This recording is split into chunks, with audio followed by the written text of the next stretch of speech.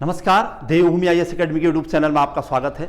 विगत कई दिनों से वीडियो नहीं डाल पाने के कारण कुछ टेक्निकल फॉल्ट की दिक्कत थी और लेकिन अब चूँकि जब परीक्षा का टाइम अपने अंतिम दौर में है तो आपके सामने एक मॉडल पेपर रखने का प्रयास हुआ है।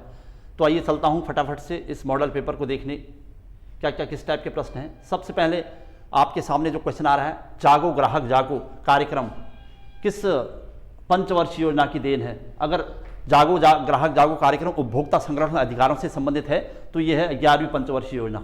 ध्यान रखिएगा, प्रश्न 2012 से लेकर 17 तक 12वीं और अंतिम पंचवर्षीय योजना चली है, तो इससे 2012 से पहले की पंचवर्षीय योजना 11वीं होगी, ये आपको काम आएगा। नेक्स्ट, ट्रेड मार्क अधिनियम कब लागू हुआ। व्यापार से संबंधित ट्रेड मार्क अधिनियम 1999 में लागू हुआ है, ये ध्यान रखना। इसमें आपको पेटेंट अधिनियम, ट्रेडमार्क अधिनियम, कई प्रकार के प्रश्न कंफ्यूजन कराता है, तो 1990 में ट्रेडमार्क अधिनियम आया है। नेक्स्ट, क्वेश्चन नंबर 3, भारत सरकार द्वारा राष्ट्रीय बौद्धिक संपदा अधिकार नीति को कब मंजूरी दी गई। ये राष्ट्रीय बौद्धिक संपदा अधिकार नीति है, अंतर्राष्ट्रीय नहीं, ध्यान रखिएगा। तो वो भी भारत सरकार द्वारा जिसे अंतिम रूप से मंजूरी मिली है, तो ये आपका प्रश्न है 12 मई 2016 को। नेक्स्ट, राष्ट्रीय मानवाधिकार आयोग, राष्ट्रीय मानवाधिकार आयोग जिसका गठन 1993 में हुआ है, किस प्रकार की संस्था है। ये प्रश्न है संवैधानिक, स्वतंत्र वैधानिक संस्था, गैर संवैधानिक और इनमें से कोई नहीं, तो इसका उत्तर होना चाहिए स्वतंत्र वैधानिक संस्था है राष्ट्रीय मानवाधिकार आयोग। Next, question number 5, Edgar Dale द्वारा सर्वाधिक प्रभावी शिक्षण सामग्री किसे बताया है। एडगर डेल का एक मॉडल शंकु मॉडल मैंने आपको बताया भी था पहले, तो उसमें कहता है कि शाब्दिक, प्रक्षेपी, अप्रक्षेपी और प्रत्यक्ष अनुभव। एडगर डेल ने शंकु के शीर्ष से आधार की ओर गणना करवाई और यह बताया कि जो प्रत्यक्ष अनुभव होता है वो सबसे सटीक प्रभावी शिक्षण पद्धति है, तो ध्यान रखिएगा इसका उत्तर होगा प्रत्यक्ष अनुभव। नेक्स्ट, जॉन डीवी के अनुसार शिक्षा है, शिक्षा का मॉडल पूछ रहा है द्विध्रुवी, त्रिध्रुवी, तकनीकी और कोई नहीं, इसका सही उत्तर होगा त्रिध्रुवी प्रक्रिया। नेक्स्ट, क्वेश्चन नंबर 7, शिक्षण की कौन सी विधि छात्र केंद्रित है, यानी जिसमें छात्र केंद्रित नहीं है। तो ये प्रश्न देखिएगा, छात्र केंद्रित नहीं है प्रश्न पूछा जा रहा है, तो कौन सी नहीं है, तो अन्वेक्षण यानी ह्यूरिस्टिक मेथड, प्रोजेक्ट मेथड और व्याख्यान। व्याख्यान में यानी टीचर देता है तो वो केवल टीचर केंद्रित यानी अध्यापक केंद्रित होती है, तो व्याख्यान नहीं होगा इसका उत्तर। नेक्स्ट, लहर कार्यक्रम का संबंध किससे है, तो प्राथमिक शिक्षा, माध्यमिक शिक्षा, उच्च शिक्षा और इनमें से कोई नहीं, तो इसका सही उत्तर होना चाहिए प्राथमिक शिक्षा। लहर कार्यक्रम प्राथमिक शिक्षा से संबंधित है। नेक्स्ट, एनसीटीई के वर्तमान अध्यक्ष कौन है, तो ये प्रश्न करंट का है और ये आपको ध्यान रखना है, विनीत जोशी। आरटीई या आरटीआई यहां पर है, में कितने अध्याय और धाराएं हैं। Right to education, sorry right to information, इसमें 6 अध्याय और 31 धारा है। नेक्स्ट, अल्मोड़ा डिबेटिंग क्लब, ये उत्तराखंड से संबंधित प्रश्न आपके सामने आ रहा है। अल्मोड़ा डिबेटिंग क्लब की स्थापना कब हुई। डिबेटिंग क्लब कहिए अल्मोड़ा डिबेटिंग क्लब, तो आपका होगा 1900, यहां पर जो प्रश्न है 1870 अल्मोड़ा डिबेटिंग क्लब की स्थापना। इसके बाद इसी डिबेटिंग क्लब में जो मीटिंग हुई थी, जो बैठक हुई थी, उसके बाद अल्मोड़ा अखबार आया था अल्मोड़ा से 1871 में, तो ये 1970 नहीं होगा बल्कि 1870 होगा, ध्यान रखना। और 1871 में अल्मोड़ा अखबार का प्रकाशन हुआ था, अल्मोड़ा अखबार का संपादन हुआ था। ऐसे ही गढ़वाल डिबेटिंग क्लब कहेगा तो वो बहुत बात की बात है, तो यहाँ पर ध्यान रखिएगा आप। नेक्स्ट, कुमायूं परिषद का कांग्रेस में विलय कब हुआ। कुमायूं परिषद 1916 में बनी है, 1916 में कुमायूं परिषद बनी है, उसके बाद उसके 6 अधिवेशन हुए थे लगातार, और उसको 1926 में 1926 में जब कुमायूं परिषद का अंतिम अधिवेशन चमोली में हुआ था और उसकी अध्यक्षता बैरिस्टर मुकुंदीलाल ने की थी, उसके बाद इसे कांग्रेस में विलय कर दिया गया, तो 1926 आंसर होना चाहिए। क्वेश्चन नंबर 13, कुली बेगार के विकल्प के रूप में किस कमिश्नर द्वारा खच्चर सेना का गठन किया गया, तो ये प्रश्न इंपॉर्टेंट है। ट्रेल द्वारा किया गया था। ट्रेल कुमायूं कमिश्नर 1815-16 के बाद 1835 तक बने थे, उस दौरान ये सब किया गया था। नेक्स्ट, क्वेश्चन नंबर 14, कुली बेगार आंदोलन 1921 के समय कुमायूं कमिश्नर कौन थे, तो ये ध्यान रखिएगा प्रश्न इंपॉर्टेंट है। कुली बेगार आंदोलन जब चल रहा था बागेश्वर में 1921 में, उस समय कुमायूं कमिश्नर पूछा जा रहा है, तो कमिश्नर विंटम का कार्यकाल है 1800, विंटम का कार्यकाल लगभग 1814 से लेकर 1824 तक का कार्यकाल है कमिश्नर विंटम का, और ट्रेल 1815-16 से लेकर 1835 का कार्यकाल है। सॉरी, यहां पर थोड़ा सा मिस्टेक हो रही है, इससे मैं करेक्शन करूंगा। ये देखिएगा, क्योंकि कुली बेगार आंदोलन की बात चल रही थी और कुली बेगार आंदोलन 1935 में है, तो प्रश्न 1935 होगा। कमिश्नर विंटम का कार्यकाल 19 लिखना था, 1914 से 1914 से लेकर 1924 तक होना चाहिए। ये देखिए जबकि ट्रेल का कार्यकाल 1815-16 से लेकर 1835 तक होगा। और एटकिंसन कोई कमिश्नर वगैरह नहीं थे, इवर्टसन यहाँ पर उत्तर नहीं हो सकता, तो विंटम। नेक्स्ट, रवाई कांड के समय टिहरी के राजा कौन थे? रवाई कांड 30 मई 1930 में हुआ था। टिहरी के राजा पूछा जा रहा है, तो राजा नरेंद्र शाह के समय हुई थी ये घटना। और नरेंद्र शाह के समय वनों को लेकर काफ़ी अवेयरनेस आ रही थी, और इसी दौरान नरेंद्र शाह विदेश की यात्रा पर थे और उनके संचालक, उनके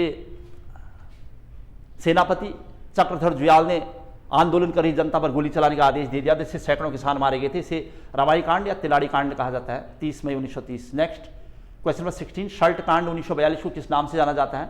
1942 भारत छोड़ो आंदोलन के दौरान शर्ट यानी अल्मोड़ा में जो कांड हुआ था उसे किस नाम से जाना जाता है, किस आंदोलन के नाम से जाना जाता है? तो ऑप्शन है यहाँ पर कुमाऊं का जलियांवाला, दूसरा है उत्तराखंड का डांडी, ये तो हो नहीं सकता। उसके बाद उत्तराखंड का बारदौली और कुमायूं का बारदौली, तो इस टाइप की कंडीशन है यहाँ पर। तो इसका सही उत्तर होना चाहिए कुमायूं का बारदौली, गांधी ने कहा था इसको। अच्छा, नेक्स्ट, हरिकृष्ण उप्रेती था हीरामणि डंगवाल किस क्रांति के शहीद हैं? तो ये शर्ट में तो हो नहीं सकता। उसके अलावा मसूरी कांड बहुत बाद में हुआ था 1994 में। देघाट अल्मोड़ा में है, ये देघाट क्रांति जब 1942 के दौरान हो रहा था। और सालम नहीं हो सकता। Next, question number 18, Uttar Pradesh विधानसभा में उत्तराखंड पृथक राज्य संबंधी विधेयक सर्वप्रथम किसने रखा था? ये उत्तराखंड क्रांति दल से जुड़े हुए व्यक्ति हैं, जसवंत सिंह बिष्ट। ये ध्यान रखिएगा। प्रश्न क्या था कि उत्तर प्रदेश विधानसभा में उत्तराखंड पृथक राज्य संबंधी विधेयक सर्वप्रथम किसने रखा था? तो जसवंत सिंह बिष्ट जी ने। यूकेडी के थे उत्तराखंड क्रांति दल के। उत्तराखंड की रक्तहीन क्रांति किसे कहा जाता है? तो ये महात्मा गांधी ने कहा है, कुली बेगार आंदोलन को रक्तहीन क्रांति की संज्ञा दी है।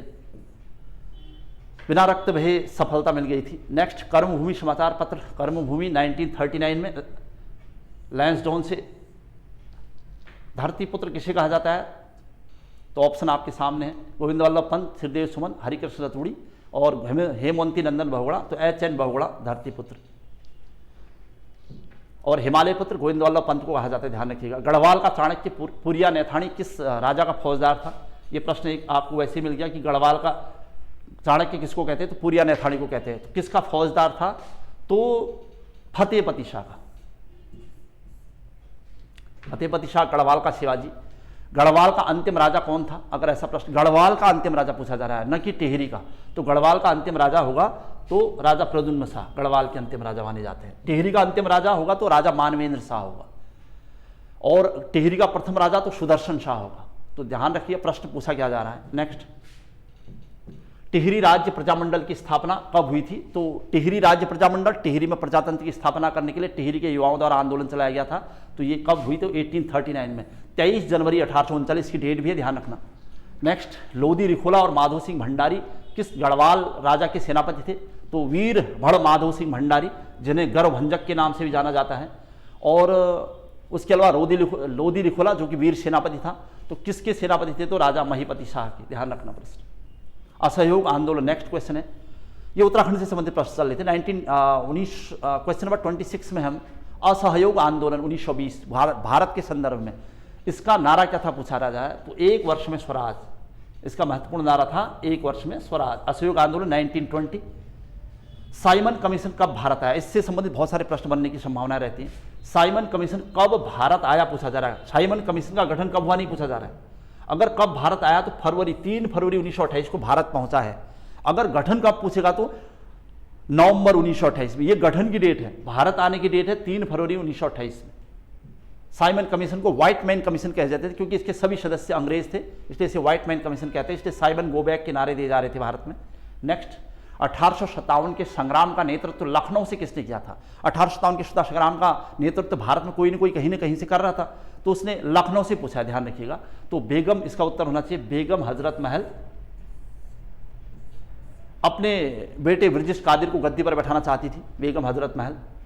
और नाना साहब जो कि कानपुर से कर रहे थे, ध्यान रखिएगा। इसमें खान बहादुर खान हमारे उत्तराखंड और बुंदेलखंड क्षेत्र यानी पश्चिमी उत्तर प्रदेश से कर रहे थे। Next, question number 29, Sher Shah Suri का मकबरा कहाँ है? जनरल क्वेश्चनों में सासाराम बिहार में है शेरशाह सूरी का मकबरा। सिखों के 5वें गुरु कौन थे? सिखों के गुरु से भी कभी प्रश्न उठता है। 5वें गुरु पूछेगा तो गुरु अर्जुन देव थे, ध्यान रखना प्रश्न। और जहांगीर के समय गुरु अर्जुन देव को फांसी हो गई थी। न्यू इंडिया किसका समाचार पत्र है? दो समाचार पत्र हैं एक जैसे, यंग इंडिया और new India. Young India Mahatma Gandhi का, तो न्यू इंडिया अगर प्रश्न पूछे तो एनी बेसेंट का। न्यू इंडिया और कॉमनवेल्थ ये एनी बेसेंट के पत्र हैं। अंतरिम सरकार में शिक्षा मंत्री कौन थे? अंतरिम सरकार यानी 2 सितंबर 1946 में बनी थी अंतरिम सरकार, ये भारत की आज़ादी से पहले बनी थी। उसमें शिक्षा मंत्री पूछा जा रहा है तो चक्रवर्ती राजगोपालाचारी। ध्यान रखना प्रश्न पूछा क्या जा रहा है, ये अंतरिम सरकार के शिक्षा मंत्री पूछ रहे हैं। अगर स्वतंत्र भारत के पहले शिक्षा मंत्री पूछता तो हम अबुल कलाम आजाद मारते, ठीक। तो ये अंतरिम सरकार में शिक्षा मंत्री पूछा है, तो इस संदर्भ में पहले अंतरिम सरकार में शिक्षा मंत्री चक्रवर्ती राजगोपालाचारी। कश्मीर के कुंडलवन में कौन सी बौद्ध संगीति हुई थी? कौन सी बौद्ध संगीति हुई थी? यानी 4 बौद्ध संगीतियां हुई थी, और उसमें सबसे पहले राजगृह में हुई थी, उसके बाद वैशाली, पाटलिपुत्र और कश्मीर के कुंडलवन में चौथी बौद्ध संगीति, यानी चारों का सही क्रम भी यही है।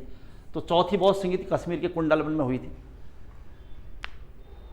अच्छा, नेक्स्ट क्वेश्चन यहां पर, अष्टदिग्गज किसके दरबार में रहते थे? अष्टप्रधान, अष्टदिग्गज और नवरत्न, इस टाइप के प्रश्न पूछे हैं। दिग्गज तेलुगु साहित्य के 8 महान कवि थे। तो अगर तेलुगु की बात है यानी दक्षिण भारत में होगा, यानी आंध्र, कर्नाटक, केरल वगैरह इस क्षेत्र में होगा, तो कृष्णदेव राय, ठीक है। छत्रपति शिवाजी के दरबार में अष्टप्रधान रहते थे, ध्यान रखना, शिवाजी के दरबार में अष्टप्रधान और अष्टदिग्गज कृष्णदेव राय के दरबार में। तो ये क्वेश्चनों की सीरीज हमारे पास चल रही है। तो अब वो समय नहीं है कि बहुत आराम से हम लोग इसे करें, क्योंकि जितनी ज़्यादा स्पीड रहेगी और उतने ज़्यादा क्वेश्चन आपकी आंखों से गुजर चुके होंगे, इसलिए कोशिश रहेगी कि बहुत ज़्यादा स्पीड में और अधिक से अधिक क्वेश्चनों को किया जाए। नेक्स्ट क्वेश्चन नंबर 35 आपके सामने होगा। क्वेश्चन नंबर 35 है, राष्ट्रीय पिछड़ा वर्ग आयोग का गठन। राष्ट्रीय पिछड़ा वर्ग आयोग की बात हो रही है, तो इसका उत्तर 1993 होना चाहिए। संपत्ति के अधिकार, राइट टू प्रॉपर्टी को मूल अधिकारों से कब बाहर किया गया? तो 44वें संविधान संशोधन 1978 के तहत संपत्ति का अधिकार कानूनी अधिकार बना दिया गया और उसे अनुच्छेद 300A में रख दिया गया। नेक्स्ट क्वेश्चन नंबर 37, चक्रवाती हवाओं को अमेरिका में क्या कहा जाता है? ये भी एक प्रश्न पूछता है। विली विली ऑस्ट्रेलिया में कहते हैं, और अमेरिका में जेट हो नहीं सकता नाम, तो इसका मतलब हरिकेन है, यहाँ पर हरिकेन अमेरिका में कहा जाता है। कालाहारी मरुस्थल किस महाद्वीप में है? कालाहारी मरुस्थल और सहारा मरुस्थल एशिया महाद्वीप के मरुस्थल हैं, सॉरी अफ्रीका महाद्वीप के मरुस्थल है। तो सहारा मरुस्थल उत्तरी अफ्रीका में, उत्तर पश्चिमी अफ्रीका में, और कालाहारी दक्षिण यानी बोत्सवाना में होगा, तो अफ्रीका महाद्वीप होना चाहिए कालाहारी मरुस्थल। कौन सी नदी यमुना की सहायक नहीं है? क्वेश्चन नंबर 40, यमुना की सहायक नहीं है। बेतवा, सोन, चंबल और टोंस। टोंस यमुना की सहायक है, चंबल भी, बेतवा भी, तो इसका मतलब गंगा है इसका उत्तर। गंगा राइट हैंड साइड से अमरकंटक से निकलकर बिहार के पटना के पास गंगा से मिलती है, तो यमुना की सहायक नहीं है, मतलब गंगा की है, तो सोन है, ध्यान रखना। नेक्स्ट है, मॉन्ट्रियल प्रोटोकॉल का संबंध किससे? मॉन्ट्रियल कनाडा में जगह का नाम है। मॉन्ट्रियल प्रोटोकॉल यानी पर्यावरण से संबंधित एक आंदोलन या सम्मेलन का संबंध किससे? तो जो मॉन्ट्रियल में अधिवेशन हुआ था ओजोन परत को लेकर हुआ था। अगर इसमें प्रश्न पूछेगा तो आप ओजोन परत ही कहेंगे। 16 सितंबर 1987 को मॉन्ट्रियल प्रोटोकॉल हुआ था, क्योंकि 1985 में पहली बार ओजोन परत पर छिद्र खोजा गया था अंटार्कटिका में जोसेफ फोरमैन के द्वारा। इसीलिए ओजोन परत पर होने वाले छिद्र पर चिंता व्यक्त करने के लिए 1987 में यानी 16 सितंबर 1927 में कनाडा के मॉन्ट्रियल में एक सम्मेलन बुलाया गया था और प्रोटोकॉल एक बाध्यकारी समझौता लागू किया गया था ओजोन परत को लेकर, और कहा गया था कि ओजोन परत में छिद्र का कारण, ओजोन परत में क्षय का कारण, सबसे बड़ा कारण है CFC क्लोरोफ्लोरोकार्बन्स, और जिसमें भी सबसे ज़्यादा क्लोरीन जिम्मेदार है। तो ये इंपॉर्टेंट अधिवेशन था। आगे बढ़ते हैं। देवासुर, हिंदी यहाँ पर शुरू हुआ है। क्वेश्चन नंबर 42, देवासुर में समास कौन सा है? समास 6 होते हैं, आपको बताइए। उसमें देवासुर का मतलब अगर होगा तो देव और असुर, जब बीच में और या योजक चिन्ह लगता है तो वहां पर द्वंद्व समास होने की संभावनाएं रहती है, ध्यान रखिएगा। यहां पर लग नहीं रहा था जबकि बीच में कोई योजक चिन्ह नहीं है, लेकिन देवासुर मतलब देव और असुर, देव ईश्वर हुए, असुर राक्षस हुए, जब एक दूसरे के विलोम हो जाते तो द्वंद्व समास होता है, तो ये ध्यान रखना, और कोई इसमें कंफ्यूजन का कारण नहीं है। नेक्स्ट, गोपाल में समास। गोपाल गायों को पालता है जो, अर्थात गायों का रक्षा करता है जो, कृष्ण, भगवान श्री कृष्ण, यानी बहुब्रीहि समास। देवेश, वैसे तो अगर किसी के पास ए की मात्रा होती है तो ए, ओ और अर, ये खास पहचान होती है, ए, ओ और अर, ये गुण संधि के उदाहरण।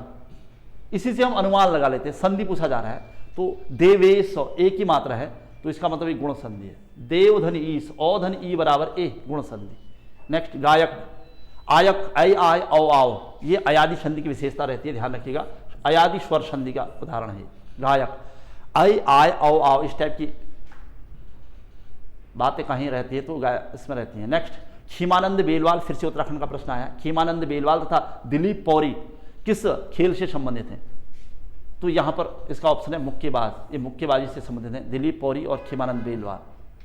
नेक्स्ट मेरा गांव मेरा गौरव योजना किस मंत्रालय के अंतर्गत संचालित की जा रही है? तो गांव तो समझ जाइएगा आप, तो कृषि होगा, कृषि मंत्रालय के। नैसर्गिक, विलोम शब्द यहाँ पर है, नैसर्गिक का विलोम, नैसर्गिक मतलब प्राकृतिक और इसका उल्टा होगा कृत्रिम। 48 question. Question number 49, Sumit Nangal का संबंध किस खेल से? सुमित नांगल काफी सुर्खियों में है, ये ध्यान रखिएगा प्रश्न, और इसलिए हमें विंबलडन से भी प्रश्न ध्यान रखने हैं, कहीं न कहीं टेनिस से संबंधित हैं सुमित नांगल जी। और विंबलडन में ऑस्ट्रेलियन ओपन, फ्रेंच ओपन और विंबलडन और अमेरिकी ओपन, ये आपको ध्यान रखने हैं, और वहाँ से भी प्रश्न उठते रहते हैं। तो ये सुमित नांगल टेनिस से संबंधित है। लास्ट है मंगल मिशन, होप HOP किस देश ने लॉन्च किया है? ये अरब कंट्री UAE, संयुक्त अरब अमीरात, यूनाइटेड स्टेट ऑफ अमीरात ने लॉन्च किया है। ये था हमारा मॉडल पेपर फर्स्ट। उम्मीद करता हूँ कि आपको इससे कुछ न कुछ ज़रूर फायदा होगा, और अगर टेक्निकल फॉल्ट की कोई दिक्कत नहीं हुई तो तुरंत ही आपके सामने दूसरा वीडियो भी सामने होगा। तो इसके माध्यम से प्रयास है कि कुछ खास प्रश्न आपको फिर से रिवाइज किए जाएं। तो ये वो समय है जब आपको अधिक से अधिक क्वेश्चन सीरीज करना चाहिए और मैक्सिमम क्वेश्चंस को अपनी आंखों से आके गुजारना है। तो यही आपकी सफलता का राज होगा। इस क्लास को यहीं पर समाप्त करता हूँ। तब तक के लिए नमस्कार, जय हिंद।